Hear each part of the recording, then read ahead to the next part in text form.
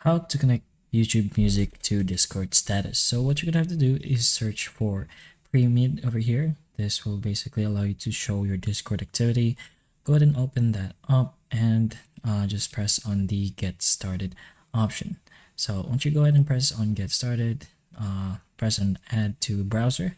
You can go ahead and take a look at the supported browsers, but once you press on the option, it's gonna ask you to install it. Just go ahead and do so.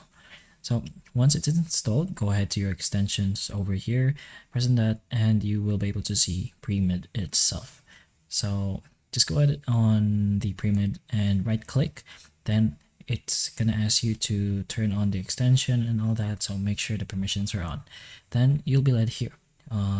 It's gonna say missing Discord account, so you're gonna have to link your Discord account first, of course. So press on the link Discord account. It's gonna go ahead and do this, so just go ahead and press on authorize and you will pretty much be linked to your Discord account. So just go ahead to your YouTube Music and play your music, and of course it will show the activity to your profile.